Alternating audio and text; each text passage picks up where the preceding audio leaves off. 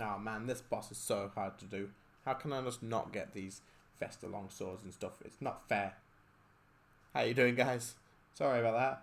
Just struggling with this Chaos Elemental over here. In this video, we're going to be talking about the top 5 hardest solo bosses. I'm struggling with this one, but hey, let's see where we go. So, a quick one at number 5 is GREGOROVIC in God Wars Dungeon 2.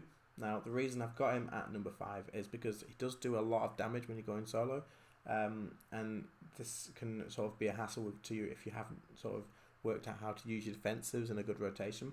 Now, you do need to use things like Devotion and Debilitate to be able to stay at this boss long enough to actually be worth your time, and that's why it's at number 5 as a solo boss. Now, the reason it's not any higher in the list is because you can come here, throw yourself in the corner, and just sort of grind your way through a kill just by eating food and attacking, which requires literally no skill really, apart from maybe Rocktail Brew eating. So yeah, number 5 on the list, guys, GREGOROVIC. So at number 4 on this list, guys, is going to be the Chaos Elemental. No, I'm just kidding. It's actually going to be a Araxor.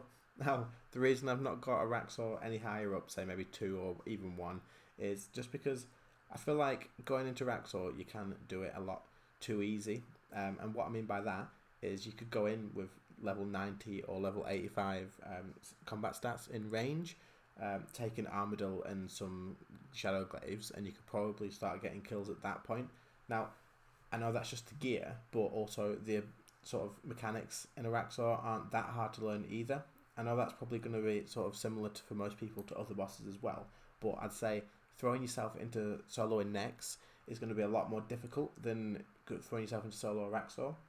The reason I say this is the mechanics in Araxor are a lot sort of cleaner and more understandable to just sort of teach yourself, whereas if you're learning a boss like solo Nex, there's a lot to be taken in all in one go. I'd say in Araxor, the hardest part of the fight is probably just killing Araxi at the end, with the prayer switching and avoiding the core. That's probably where people are going to struggle more than sort of getting swiped by the cleave or hitting Araxi when there's a mirror back, that sort of stuff. All the mechanics are fairly easy to deal with. The one that I would struggle the most with is going to be the core and prayer swapping. Now, the reason I say that is because that comes down to a lot of practice and timing, things that aren't just based on mechanics. So, for example, when you are doing the minion path, if a mirrorback spider does drop down, you know not to hit Araxor, and that's basically that mechanic avoided until you've killed the mirrorback. Whereas the same goes with cleave. As long as you've used anticipate, you're not going to get pulled in. But even if you do get pulled in, as long as you know, just click away as soon as you can, then you're going to avoid that as well. The same goes with the web. The same goes with the cocoon. It's all just sort of mechanics that are set in stone. Whereas prayer switching is a lot of practice, timing, positioning, and not panicking when the core comes out like a lot of people will do. So that's why Araxor's down here on number 4 and not any higher in my list. Coming in at number 3 on this list is going to be soloing KALPHITE King. Like I said, it's going to be a group boss normally, but soloing it is definitely possible. And I've got it at number 3 just because obviously you're going to have to learn how to deal with the greens, whether you're going to be stunning it in the range phase or whether you're going to be diving out of the way and using Devotion in the melee phase. It's definitely possible to do, and the reason it's only at number 3 is just because really there's only the 2 things that you actually need to learn other than what it's just basically just what it's like in the actual duos. All you're going to be doing differently is keeping the KALPHITE King in that one side of the room so that all the minions don't spawn up and just swarm you, because if you keep it on the side of the room, then you'll only get the odd minion here and there attacking you. Now, the only difference that you're going to have to learn to solo, like I said, is stunning the range form so it doesn't use a green on you that way. And then also in the melee form, you can't stun it to avoid that, so you wait until he turns you green, use Bladed Dive, use Devotion, make sure you got melee prey on, which you should have anyway if it's in melee, and then that's it. The green phase is over, you should be fine, and you can carry on with the kill. Now, these kills can take a while if you don't have the right equipment, the right gear and stuff, but it's not something that's going to be too difficult to do. It's just going to be rinse and repeat, rinse and repeat. You can see this kill I'm doing now is taking a little while because I'm using Drygors, but it's definitely doable, and I'm not struggling all that much either. So, like I say, KALPHITE King is number 3 on this list.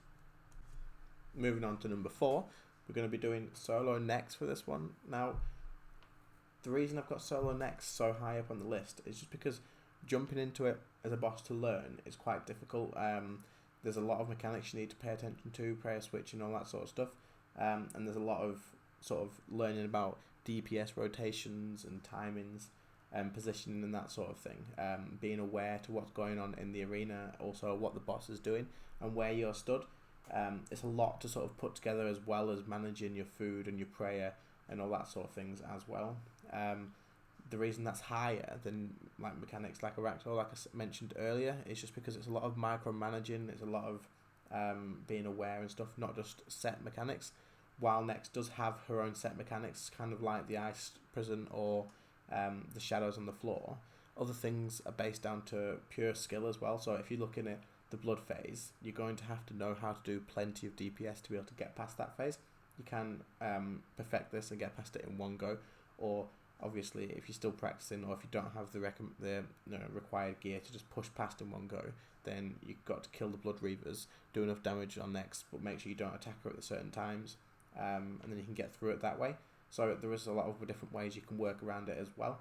So there's quite a lot of things to know about soloing Next. Obviously once you've learned it, it becomes kind of like clockwork, and then I guess you could probably move it down the list a little bit, but I'm talking about the way that people are going to want to be learning. I want this list to be something that people can look at for soloing bosses and go, right, I'm going to start here and work my way up. So that's why Next is, for me, the second hardest solo boss that is available at the moment. The first one is, I'm sure you've all worked it out, is going to be Telos. So let's jump onto Telos now. Telos. The little bugger that I've still not managed to perfect yet. The one boss that I can't really go in and just solo it. The one boss that I must have rage quit so many times. So as you can imagine, there's probably a reason why he's number one on my list. But it's not just that. He's number one on most people's lists, and there's a good reason why. He's definitely probably the hardest boss in the game. Not just the fact that he's a solo boss, but maybe even hardest boss just because he's the hardest boss out of everyone, including bosses like Solak and AOD. Now, the reason for this is there's so many mechanics, and they all change throughout the phases. You've got to remember timings, you've got to remember a pattern, you've got to be able to maximise your DPS and all that sort of stuff. You need to know about all your defensive abilities. I don't think there's another boss where you'd use as many defensives as you do in Telos. You definitely have to take advantage of all of them from Telos, and you've got to push yourself to learn and practice your timing and all that sort of stuff. You've got to deal with minions, you've got to deal with positioning. He can just walk you out of the beams in phase 3, it seems. I'm sure he's not meant to, maybe that's just me making mistakes, but he's definitely one of those difficult bosses. I would recommend, however, if you are wanting to push yourself to learn Telos, get yourself that Ring of Death, get yourself in there and just keep going. Don't give up on it. It's once you've got it, I know it's the same for me, and that's the reason I still go at it and go at it without just giving up. You can make so much money off of Telos just by streaking it. And I say just by streaking it, but it's not that simple, I guess. But you can make absolute bank from this boss once you've learned it. Now, to me, the hardest part of Telos is just phase 5. People might think that's their easiest bit, but for me, I can get through phase 1 to 4 really simple, no food needed and all that sort of stuff. But then once I get to phase 5, I just sort of swallow all my food. The minions stun me and wreck me. So it's all about ability rotations and timing and stuff, like I say. So that's why Telos is number 1 on my list. Probably your list, probably everyone else's list. So thanks for watching, guys. That does bring us to the end of the video. I hope it was helpful for you guys, or just interesting even. I do hope that you guys are going to get into more solo bossing if you're not doing that already. I think that's probably where a lot of the money is as well in this game.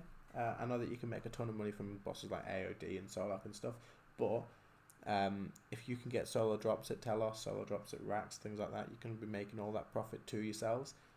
I'm not discouraging it, group bossing, obviously, but I know there's a lot of people out there who do just sort of play by themselves. Friends have quit, and they've not really put the effort into getting to a clan where they feel like they can just go bossing with people all the time. So, like I said, I'm not discouraging group bossing. It's definitely something that you should look at as well. Get yourself into one of those clans. I'm in a clan that I love, and I can just ask people to go bossing if I wanted to.